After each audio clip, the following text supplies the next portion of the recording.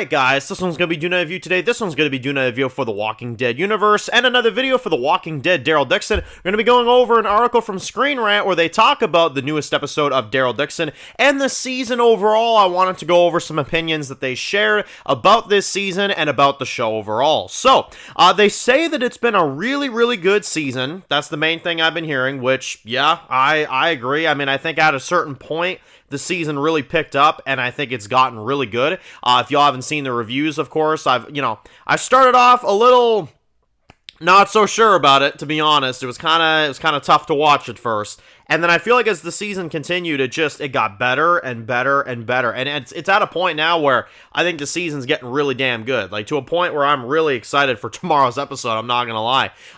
It's really good. And it's been really well written. The character dialogue and the journeys and the backstories for some of the Spain characters have been really interesting and really good. But one of the main problems that, Screen Rant came up with here, and I want to hear your guys' opinion on this, because I feel like it's a very subjective thing.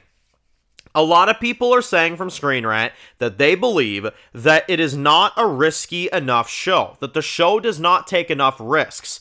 Now, would I say I agree with this? I would start with a massive hell no! No! One of the biggest disses I have for season 2 is that they went too fucking risky, you know what I mean?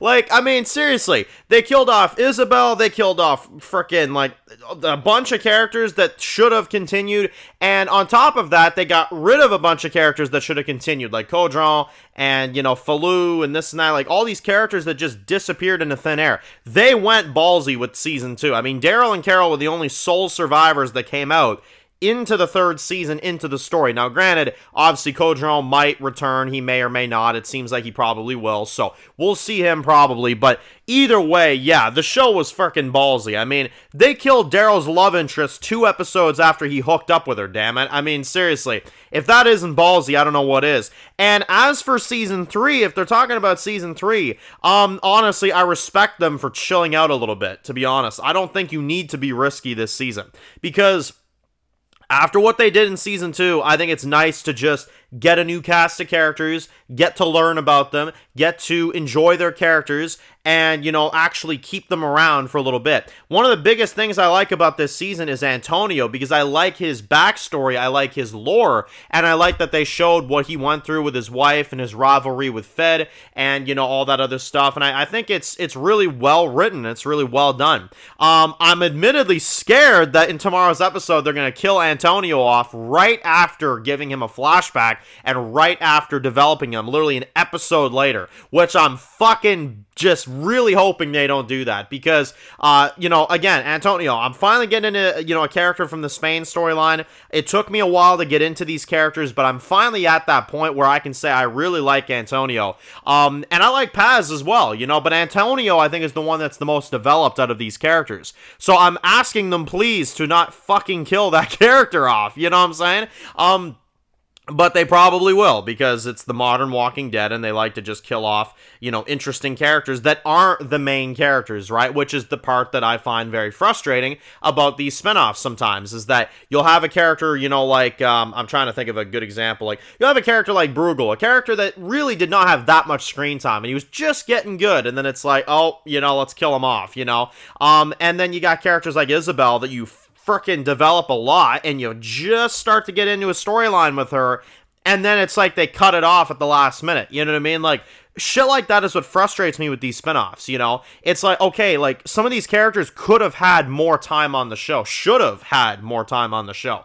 So, I'm gonna say the same about Antonio if he ends up dying in this finale. I'm gonna tell you that right now. I may be liking this season, and I might be liking the last few episodes, but I ain't gonna kiss their ass, you know what I'm saying? If they kill Antonio off, I don't think that's gonna be a very wise choice on the writers, so I'm hoping that they don't do that. I think they've got a very unique and interesting character there, and I think they've done a really good job of developing him, so I wouldn't want to see that happen. And again, I think IGN is definitely mistaken. I think the show definitely takes a lot of risks, because as a matter of fact, I would say The Walking Dead Daryl Dixon is probably the most ballsy and risky one out of the 3 spinoffs, to be honest. I think it easily is, because they are killing straight up A-lister characters that just start to get interesting, and then they, do that. So I guess that's kind of a tease for me to say that tomorrow, of course, tomorrow night when the new Daryl Dixon episode comes out, I'll be very interested in seeing who they kill off, because I'm very nervous about who they're gonna kill off, you know what I'm saying? So, should be interesting, for sure. But I want to hear, do you guys agree with IGN, or not IGN, Screen Rant? Do you agree with Screen Rant? Do you agree with their take on it?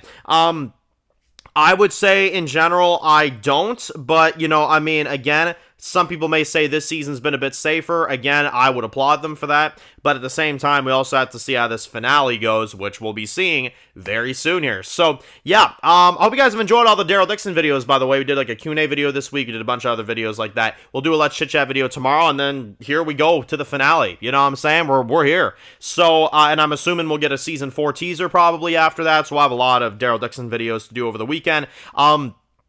But yeah, we're here. We're approaching the weekend. Daryl Dixon's almost done, y'all. That's insane. So, anyway, thank y'all for watching. Post your comments down below, guys. And of course, if you're new to the channel and you enjoy videos like this, make sure to click the subscribe button. Of course, make sure to follow me on Dan's Reviews Official on Instagram, guys. And of course, I'll see you guys really soon for more videos very soon. Enjoy the rest of the day, guys, and peace out.